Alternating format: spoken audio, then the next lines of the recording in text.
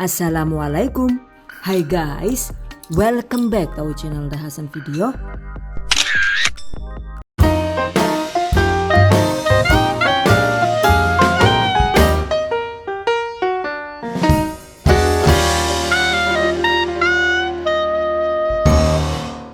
Nasi kebuli rice cooker guys, ada yang suka nggak nih? Yang ini rasanya itu sangat mantap, aroma rempahnya juga khas banget, dengan lauk daging yang melimpah. Pastinya cocok untuk suguhan istimewa di tengah-tengah keluarga. Wow, amazing. Oke, yang penasaran? Yuk langsung saja diikuti videonya hingga selesai. Bahan dan cara membuat. Pertama, siapkan sekitar 750 gram beras basmati atau menggunakan beras lokal biasa juga boleh. Sesuai selera saja ya. Cuci bersih beras, tiriskan, sisihkan. Siapkan juga daging sapi atau daging kambing atau menggunakan daging ayam juga boleh dengan takaran sekitar 1 kg. Sesuai selera ya. Potong-potong daging dengan ukuran sesuai selera.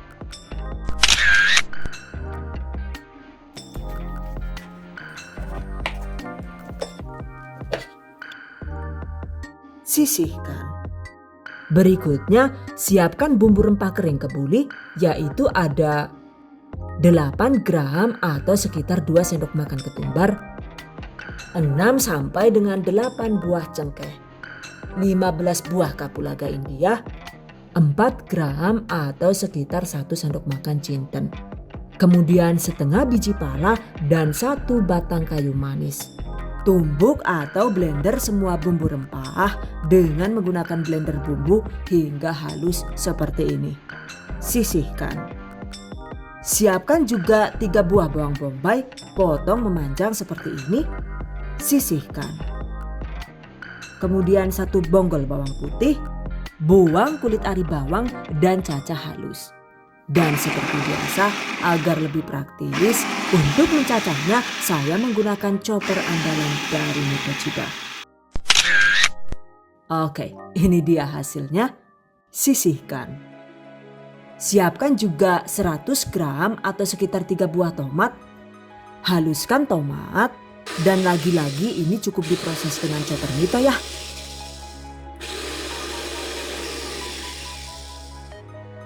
Oke, setelah halus, sisihkan. Untuk menghilangkan amis daging, terutama jika menggunakan daging kambing agar tidak berengus kayak gue lah. Siapkan juga 1 ruas jahe, haluskan, sisihkan. Oke guys, jika semua bumbu sudah siap, selanjutnya waktunya dimasak. Siapkan panci atau wokpan. Tuangkan 3 sendok makan minyak goreng. Kemudian 50 gram atau sekitar 3 sendok makan minyak samin atau mentega atau margarin juga boleh, seadanya saja ya.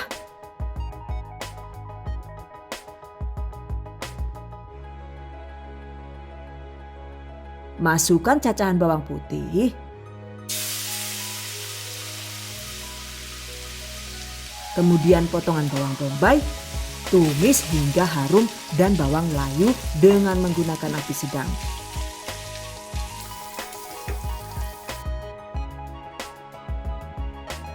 Tambahkan 5 buah bunga lawang,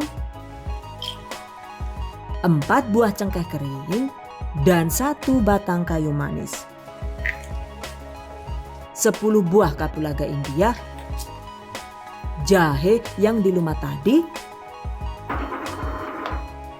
kemudian tomat yang dihaluskan, aduk rata. Tambahkan setengah sendok teh kunyit bubuk, optional ya. Kemudian juga bumbu rempah kering kebuli yang sudah disiapkan tadi. Tumis hingga bumbu matang dengan menggunakan api sedang agak kecil. Dan agar tidak rawan gosong, tambahkan sedikit larutan susu. Ini adalah 400 ml larutan susu dan air, atau sebenarnya juga bisa diganti dengan 3 sendok makan krimer bubuk yang dilarutkan air hingga volume 400 ml. Atau menggunakan air putih biasa juga boleh, sesuai selera saja ya. Oke guys, tuangkan sedikit saja dulu, kemudian lanjut ditumis hingga minyaknya pecah.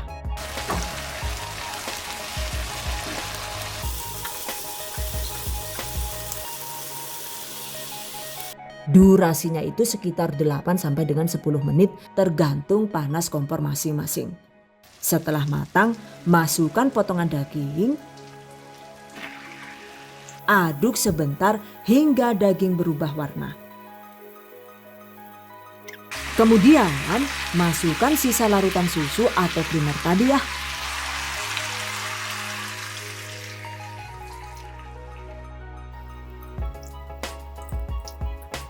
Lalu tambahkan 1 sendok makan penuh kaldu bubuk sapi atau kaldu ayam atau kaldu jamur juga boleh, sesuai selera saja.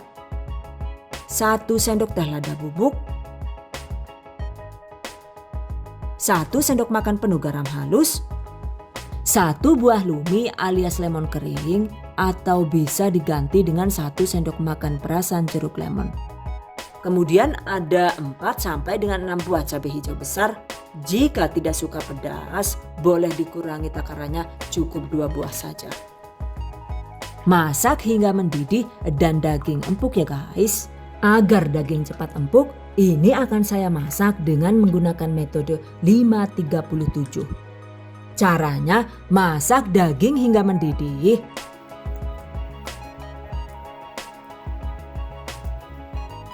Setelah mendidih, sekarang hitung waktunya hingga 5 menit.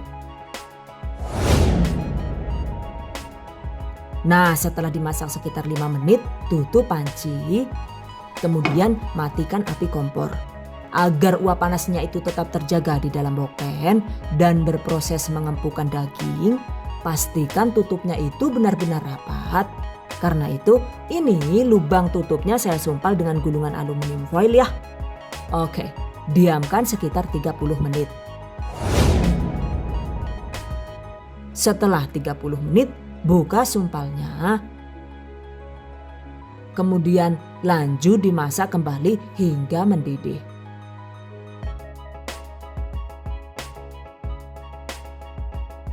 Setelah mendidih, sekarang hitung kembali waktu mendidihnya itu selama sekitar 7 menit.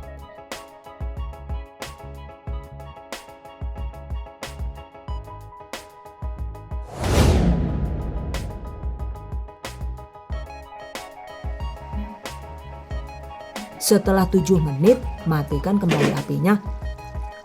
Beres deh. Sekarang tekstur dagingnya itu sudah lumayan empuk dan siap diolah. Pisahkan daging dari kuahnya.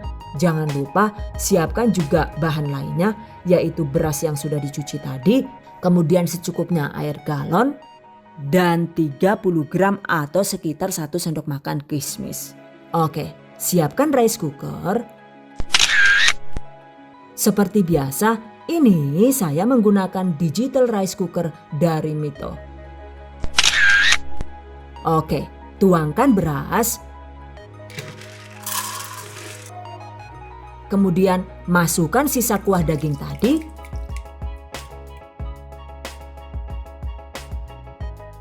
Dagingnya juga saya masak sekalian biar makin empuk ya.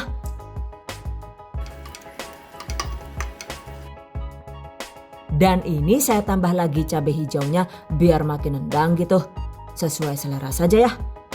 Tambahkan kismis.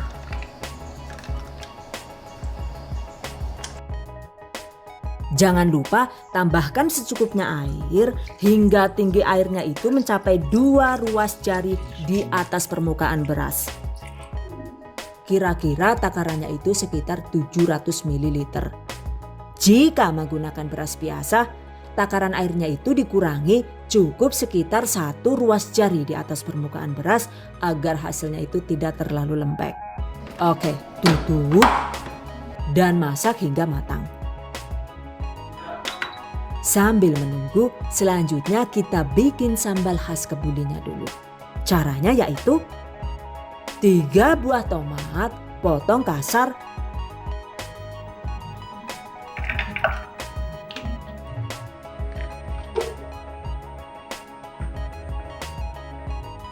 Kemudian proses hingga halus.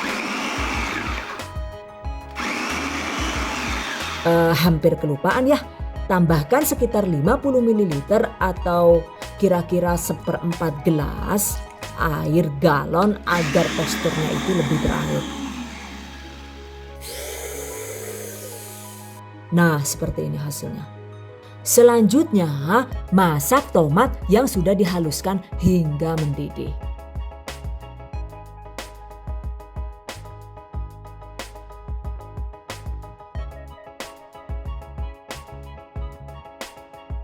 Lalu tambahkan 1/4 sendok teh garam halus dan 1/4 sendok teh gula pasir sesuai selera. Aduk rata dan matikan kompornya. Terakhir, tambahkan 1 sendok makan air perasan jeruk nipis atau lemon. Aduk rata. Jadi deh. Tuangkan ke dalam wadah.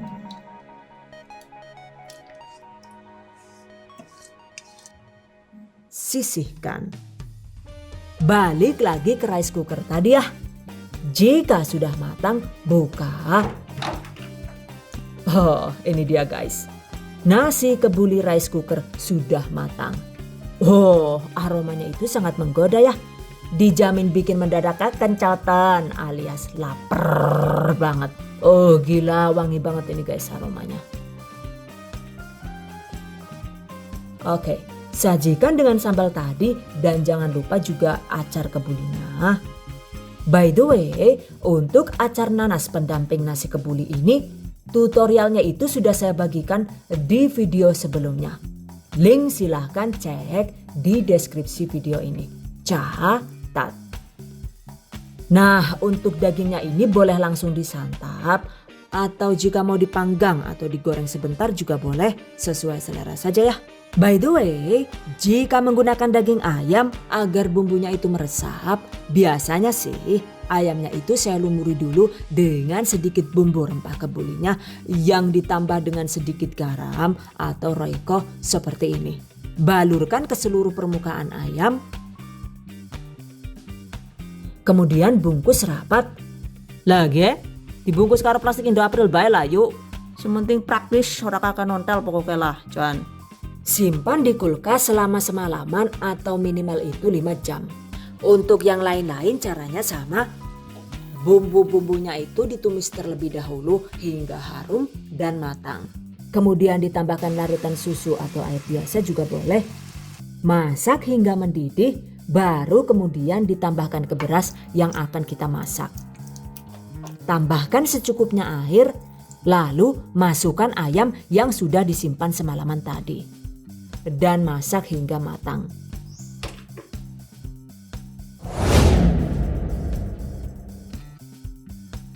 Nah, setelah matang, daging ayamnya juga sudah matang luar dalam ya.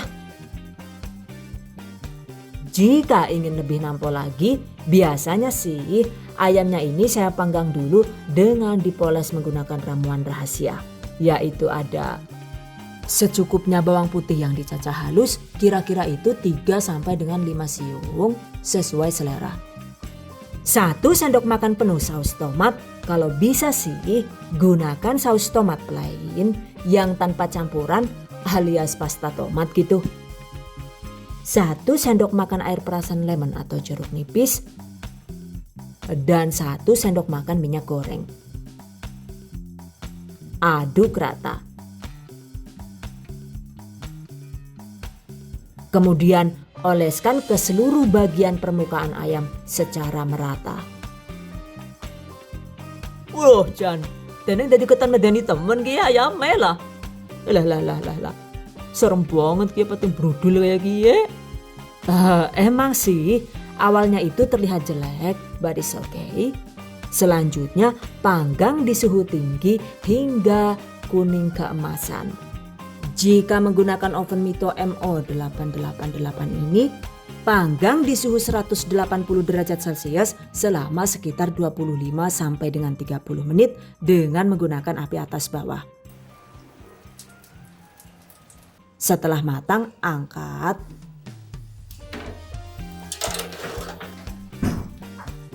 Nah, ini dia hasilnya.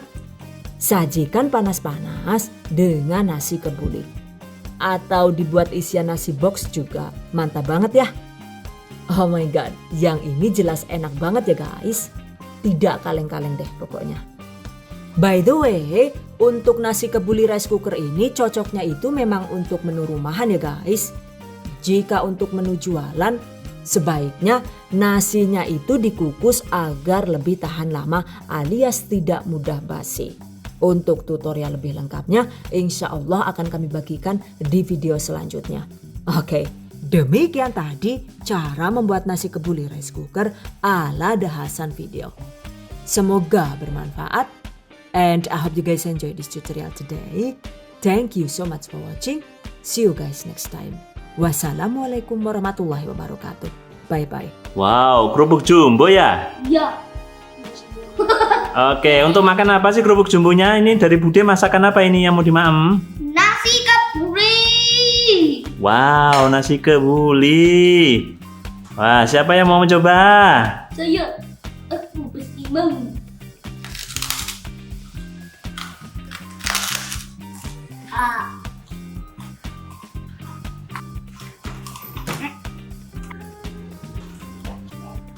Bismillahnya mana? Kok belum berdoa? Bismillahirrahmanirrahim. Allahumma Berikanlah nasi makan. Amin.